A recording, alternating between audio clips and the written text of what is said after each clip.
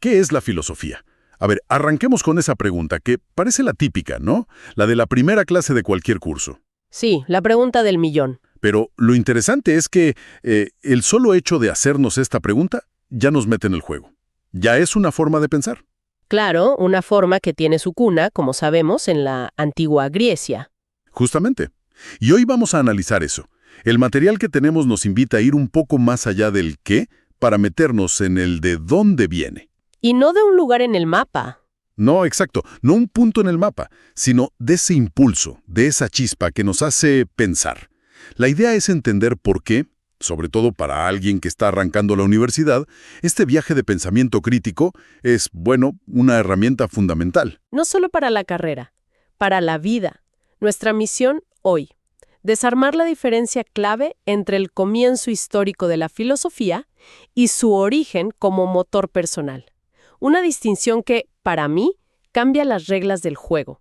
Es que esa distinción es todo. Lo que plantea sobre la pregunta griega es el punto de partida perfecto, porque no es lo mismo mirar a lo lejos y preguntar ¿qué es eso? Y que te digan un árbol. Exacto. A preguntar, como hacían Sócrates o Platón, ok, ya sé que le decimos árbol, pero ¿qué es ser un árbol? ¿Cuál es su esencia? ¿Ves la diferencia? Es abismal. La primera pregunta busca un nombre, una etiqueta. La segunda busca entender la naturaleza profunda de las cosas. ¿Qué hace que algo sea bello? ¿En qué consiste de verdad el conocimiento? Y eso, para un estudiante universitario, es un cambio de chip total. Totalmente. La facultad no es solo para aprender nombres, fechas o fórmulas.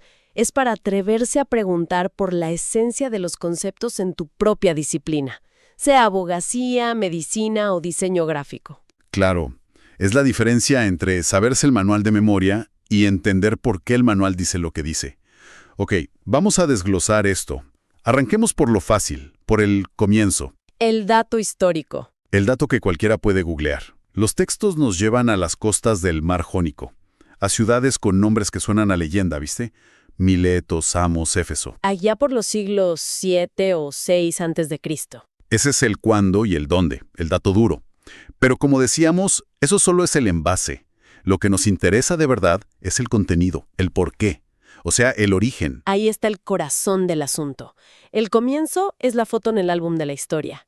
Es un hecho que pasó una vez y quedó ahí. Es estático. Exacto. El origen, en cambio, es la fuente de la que sigue brotando el agua. Es el impulso, la motivación, esa experiencia humana que te empuja a hacerte preguntas. Y lo más potente de esta idea es que ese origen no se agotó en la antigua Grecia. Para nada. Es una fuente a la que cada persona, en cada época, puede volver. Es algo que te puede estar pasando a vos ahora mismo. Y lo fascinante, como sugiere el material, es que no hay un solo origen, no hay un único motor. Hay varios. Bueno, acá es donde se pone realmente interesante, porque dejamos la historia y nos metemos en la psicología casi. Sí, en la experiencia humana. Exploremos esos motores, esos orígenes que nos proponen. El primero es el más clásico, el que todos asociamos con la filosofía. El asombro, Platón y Aristóteles. Ellos decían que es el asombro lo que nos empuja a filosofar, pero no hablan de la sorpresa de un segundo, como ver un truco de magia. No, para nada. Es un sentimiento mucho más profundo. Es ese temple de ánimo, como lo llaman, esa conmoción que sentís cuando te das cuenta de que no entendés algo que dabas por sentado. Como mirar el cielo estrellado una noche despejada. Exacto. Y en lugar de solo ver lo lindo, sentir el peso de la pregunta. ¿Qué es todo esto? ¿Cómo funciona? Ese asombro es en realidad el reconocimiento de la propia ignorancia. Ajá.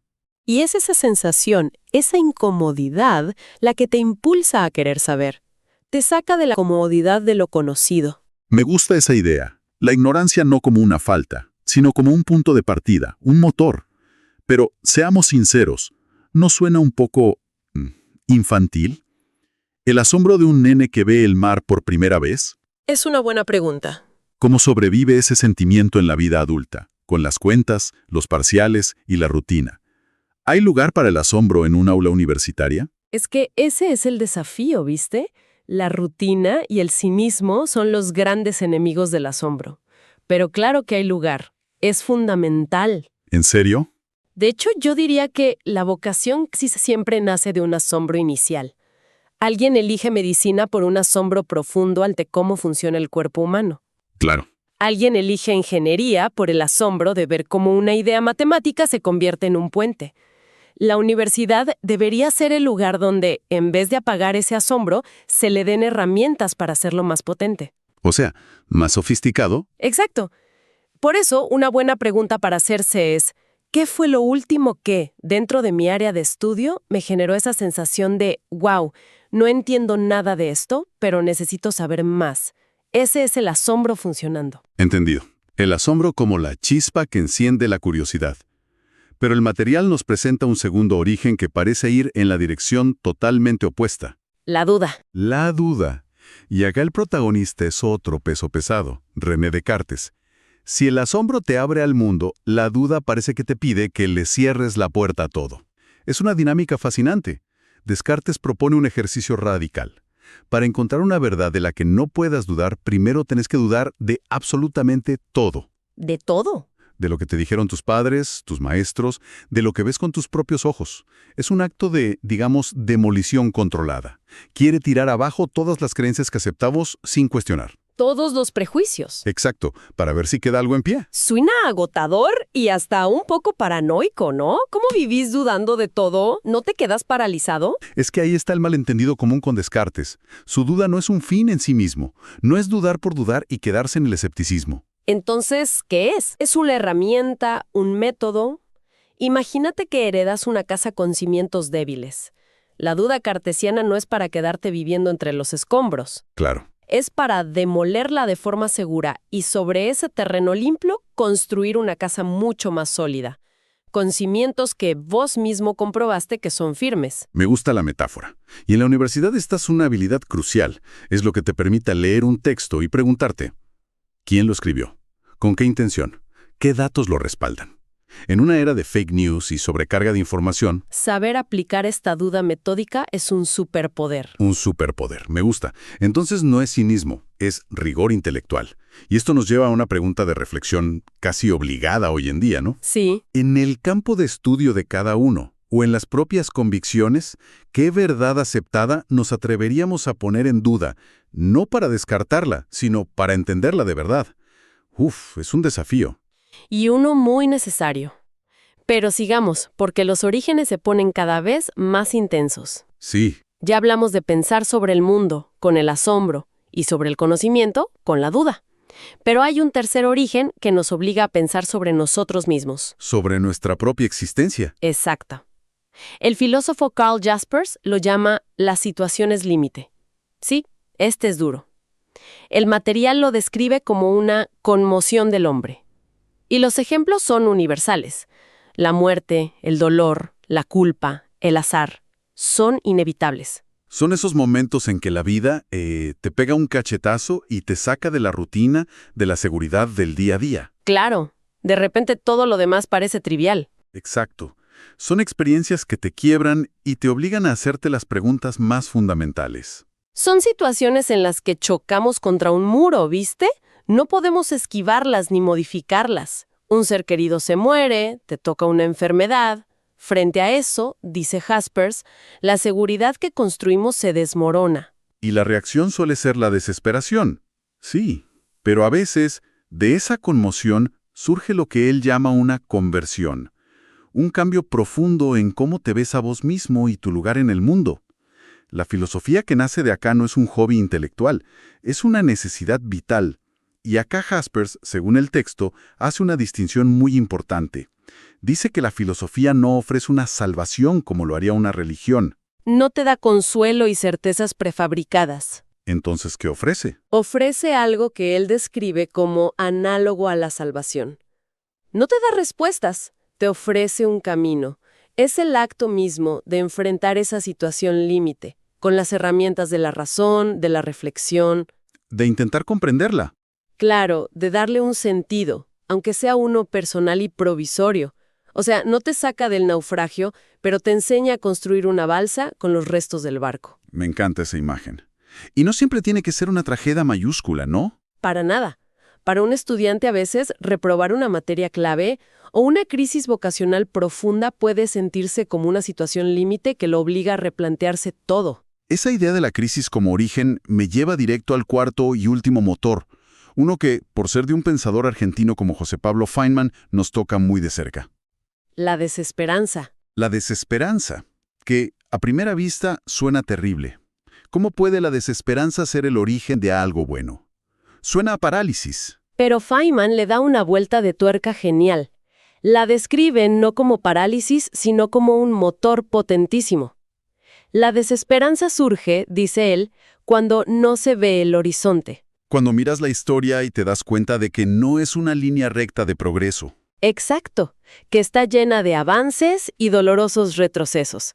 Algo que en Argentina conocemos bastante bien, ¿no? Lamentablemente sí. Esa sensación de ciclos.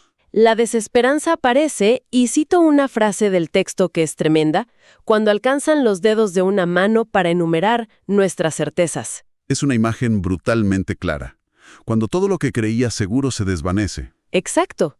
Y es en ese preciso momento, en esa conciencia de nuestra finitud, de nuestros límites, de nuestra impotencia, que nace la necesidad de pensar. No es pesimismo. Es realismo. Es un realismo crudo que te dice, el futuro no está garantizado.